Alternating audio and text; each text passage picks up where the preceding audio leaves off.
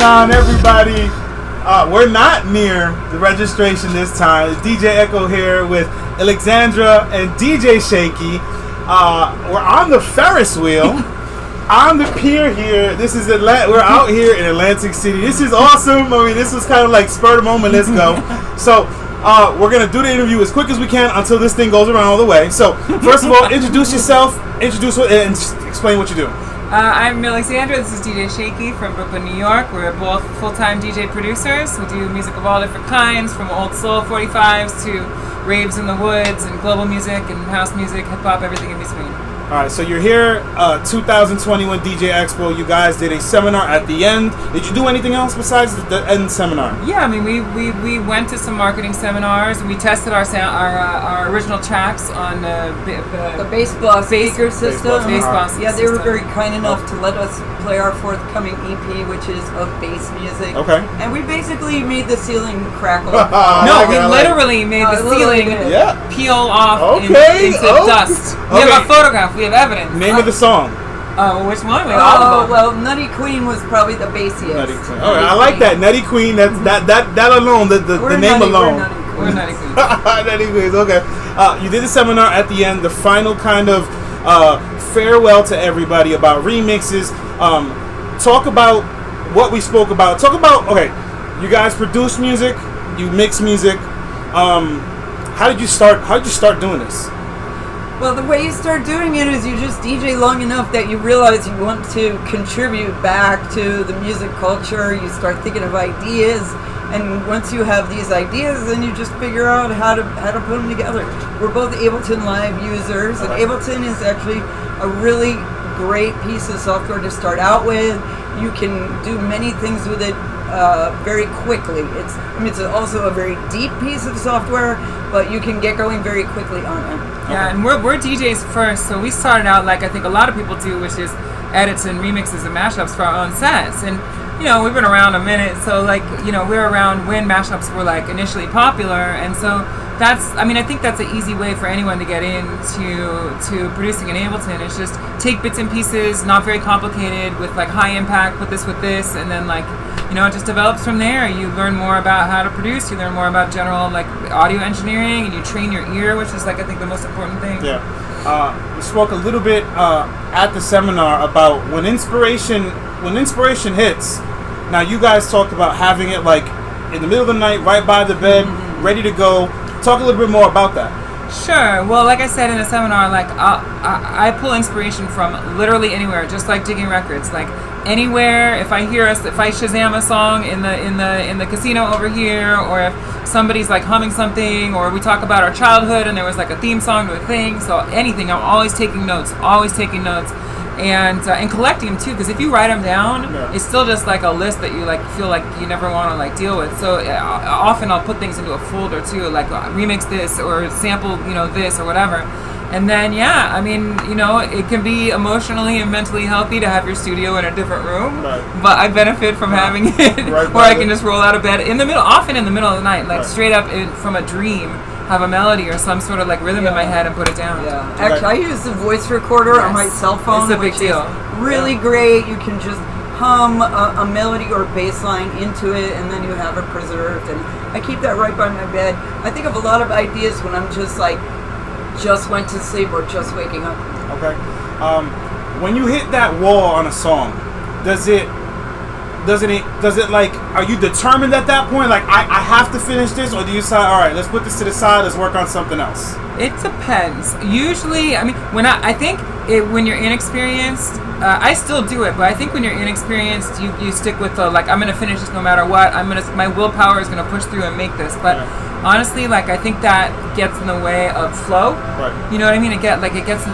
You first of all, you want to enjoy your life, so you want to enjoy making music. And when you're overthinking it, that's when you need to take a break anyway. So usually when I hit enough of a wall, I file it away. Right. And another thing I like to say is run with accidents.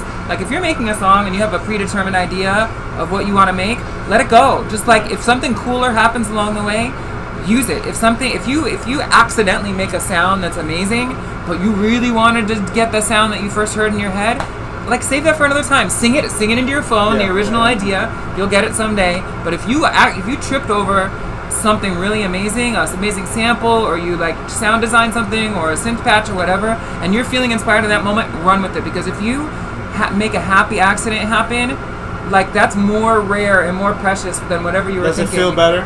Oh, it feels great. But what I'm saying is, if you had a sound in your head, that's something you absorbed from somewhere else. Right.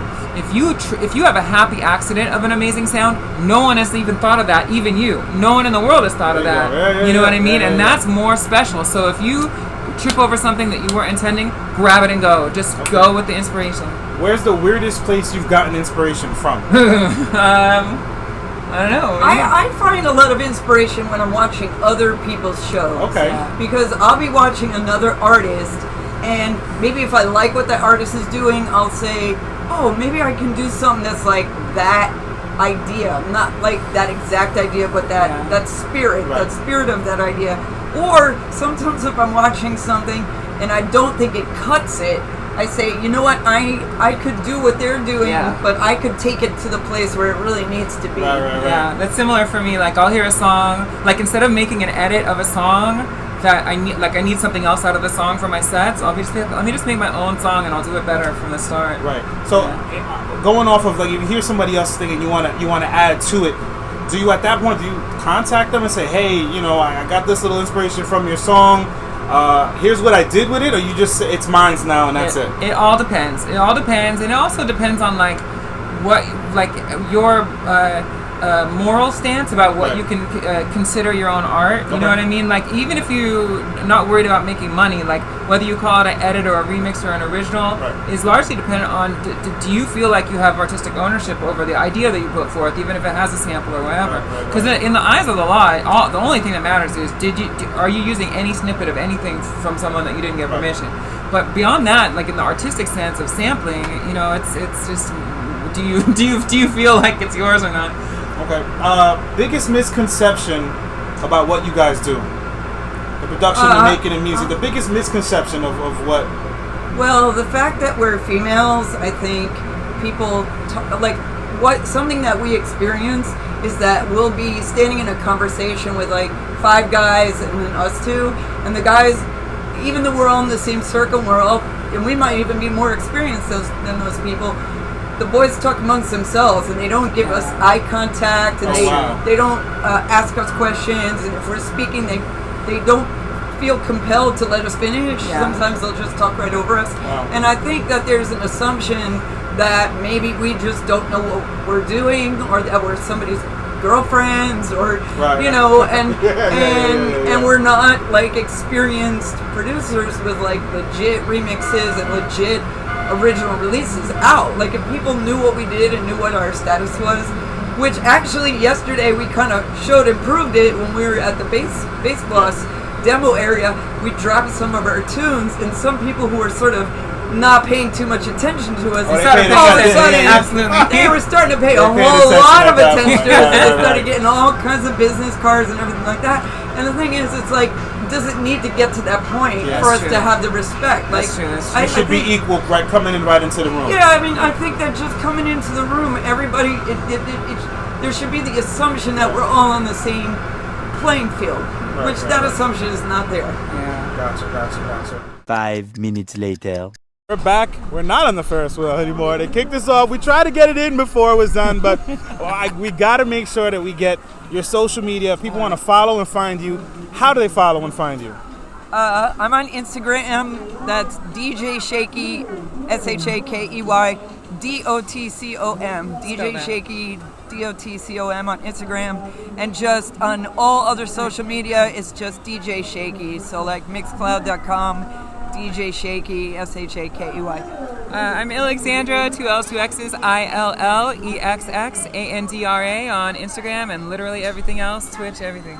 All right, so thank you, ladies, so much for your time. One last thing, if you have one piece of advice for producers, DJs, mixers, it's the end of the expo, one piece of advice from each of you to everybody in the world. Everybody in the world. Well, don't worry about what people have to say about you, because lots of famous people had hard times when they were coming up. So just don't worry about that. Don't try to be pleasing everybody. And also try to eliminate obstacles between you and your work. Don't sweat if you don't have the fancy gear, the fancy plugins, the fancy instruments. Just work with what you have and just start moving forward, because once you have momentum with your own work, people will come in and they will help you. You'll see. People will just get behind you and help you.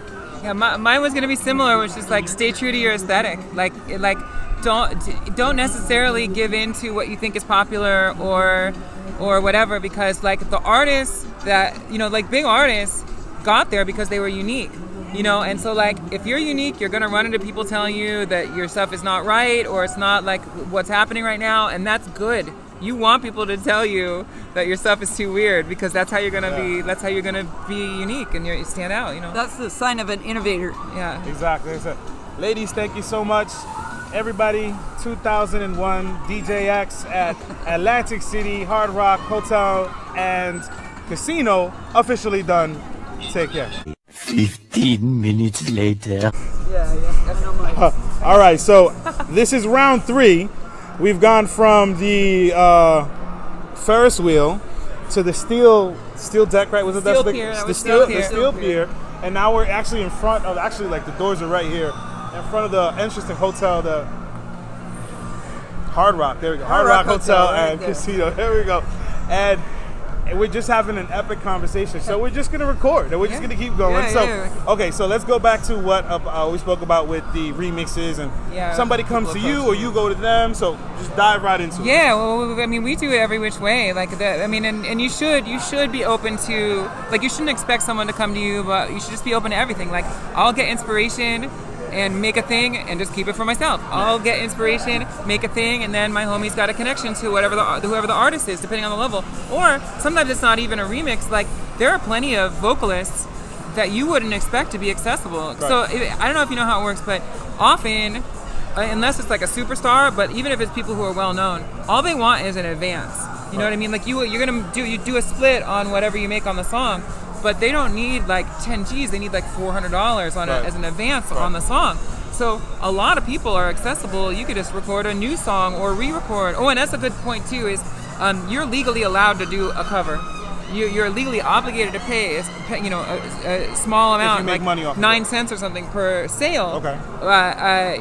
But no one can stop you from making and selling a cover. And so, I mean, there's more to say. Like, sync is a whole other thing, but you can make and sell a cover. So if you got a good vocalist, you can just remix it by getting there's a famous drum and bass song that was in a panel yesterday, and it's a remix of Come Together. It's a drum and bass remix of Come Together, and they used a Beatles cover band's vocalist to re-record it. Okay. You know what I mean? Right. And so like that, sky's the limit on that. Okay. But as far as like doing official remixes and stuff, sometimes they'll come to you, sometimes the label will come to you, sometimes your buddy's attached to the project and they're like, we can get you on this thing, or you pitch it and they want it, and you make something yourself, you pitch it and they'll take it but they won't pay you, but it'll still do good things for you. Or it depends on who's got the leverage. Usually when they're coming to you, they'll pay you, and if you're coming to them, they're not going to pay you. But there's still benefits, you know. So before we one thing that I noticed when we were at the panel, you said it doesn't matter about the money. No, it totally matters about the money, but there's other ways to gain, you know. No, what I was saying is put that with what you were just talking about. You're very picky about what you remix and how you remix. Yeah, I mean, it's not only about the money, because of course I want my career to be sustainable, but like I didn't choose a path in music. Some people do, and honestly I don't even hate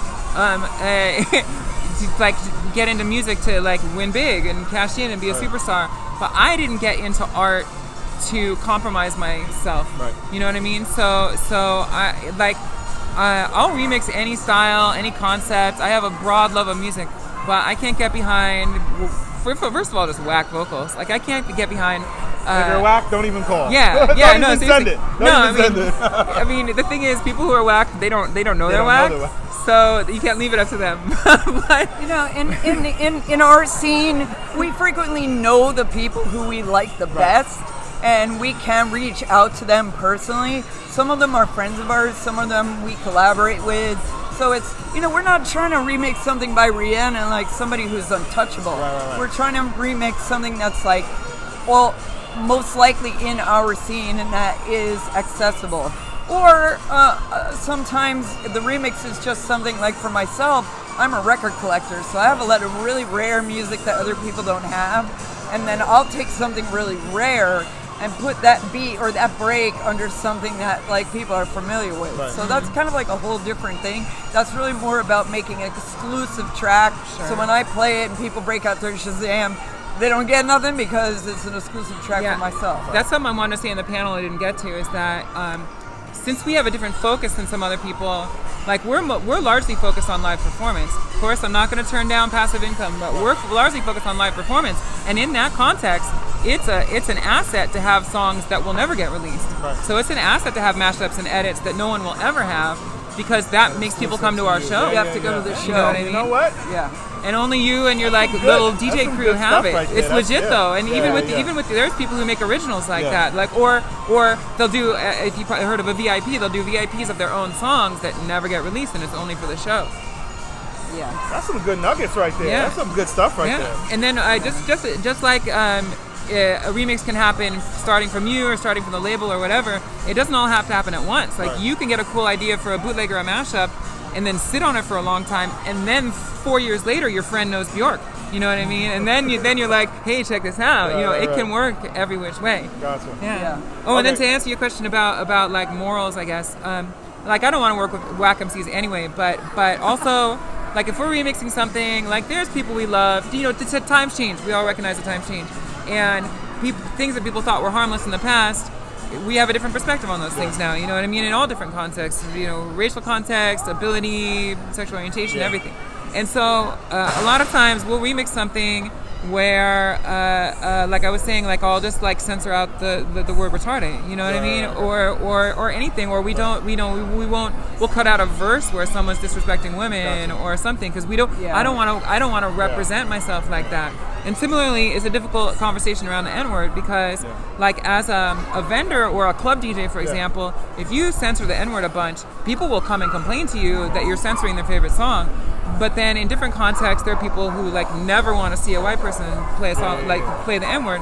So I have like my own personal line, but if it's very prominently featured in the chorus and I still want to play the song, I will probably tastefully like radio edit, censor that here and there so that I feel comfortable representing and not like messing in places I'm not supposed to mess,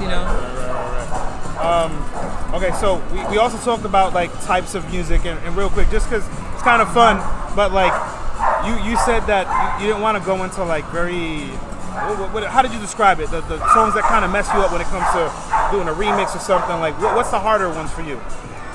Well, I'm a dance floor DJ. Right. I'm not really trying to be too relaxed. I'm trying to pump it up. I'm trying to be funky. I'm trying to get some head nods. So if something's like, I do have friends who make sort of ambient, sort of spooky music. Chill out music. Yeah, kind of like on the chill out tip, and they want me to make it into a dance track. I'm not saying I can't do it, but that is a little bit of a challenge. Sometimes I have to be very selective what parts of the song that I use to just make sure that it's still a jam, and not get too moody, And it's real hard. If any of you have tips for me, it's real hard to tell a homie, I don't, because I'm chicken, to tell a homie I won't remix their song because I don't like it. Right. You know what I mean? Right. Ouch. And that's song by song. It could be a person who's a friend of mine and I do like most of their music, and if I don't like that one song, I'm like, I kind of like procrastinating. Okay. All right. So now I know. It's time to name drop. Uh-huh. Give me the most famous person you guys have worked with. Well, DJ'd with is a big list of famous people, but in terms of producing, Yeah, we're on the producer side of it. yeah. I mean, I did a remix. I'm trying to think. I mean, it's probably working with Lion Dub. Oh yeah, I don't know if y'all would know this because it's not like a pop sensation, but we work with a big drum and bass producer named Lion Dub that we respect a lot. I mean, he's somebody that we revere. He's a legend in drum and bass. He's a legend. He's been. He has a label, Lion Dub International. he's put out records frequently for years and years and years and years. And the fact that he invited us to his studio and we all worked on a collaboration together. Sat down with him, right? All three. Right, the three of us in the studio, and he had his little, he has these little fluffy dogs that are hanging out in the studio. It was so cute. Gotcha. Yeah, studio And vibe. he's got a his studio vibe is So on. was that project finalized? It's done? Is out? It's done. It's not out, but it's done. Okay. Can we Yeah. get a sneak peek, maybe a name of it, maybe? It's Oh, it's Jump Up Now. It's a called- remix of Jump Up Now. Yeah. Yeah, Okay. with Blackout, MC Blackout. All right. When is there like a? No, we got to work it out because it was No. we made it right before COVID, and then we haven't gone together. okay. And I'm really proud. I finished a song that I did with the Hieroglyphics crew from LA, and I don't know, it's super dope. No, it really is. Everybody, we were playing it yesterday. we played it yesterday for Yeah. Keith Shockley. People were, yeah, everybody was feeling it. They were feeling it. All right. Last question. Biggest moment of your professional careers up to date? Oh, Could be well, somebody, it could be a place, could be just an experience, a moment, just biggest professional moment for you. Well, I have a number of different ones. I mean, probably my favorite one is playing on the Fractured Forest stage at the Shambhala Festival in British Columbia. Fractal Forest Fractal Forest. is one of the stages. Sorry, of Shambhala Fractal Festival. Forest. Okay. Yeah, I was in a rotation with Z-Trip and Decline and A-Skills and That was your forte. and they were doing like we were all doing 3 and 3 and 3. It's pretty ill though. It's like I people was who like, have their good own heavens, careers who am doing I electronic DJing with music, now? all playing like 45 tag team, Right. slow 45s and stuff. Right. So that's a good time for me. I mean, it depends on what y'all know about as the viewers, but I've played at the Outlook Festival in Croatia twice, which was a big deal for me, and we played at the Boomtown Festival in the UK last year, or in 2019, which is a big deal. Oh, I did a live performance at Bonnaroo. I actually am part of a live act. I have a number of live acts that I've played with. So I played on the stage at Bonnaroo with a live act. So, I mean, that's not really a DJ thing, but it kind of is because She did live electronics. I did live electronics using Ableton. So right. playing on stage at Bonnaroo with as a live act was pretty awesome. All right.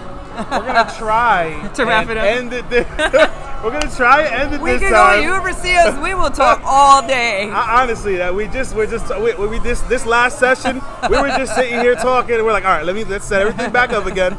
So, DJ Echo, DJ Shakey, Illexandra. Illexandra, you have to let me. no, I have to say it, decide. please.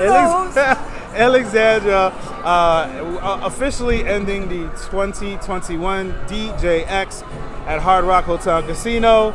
I mean, this place is great. We couldn't have asked for a better background.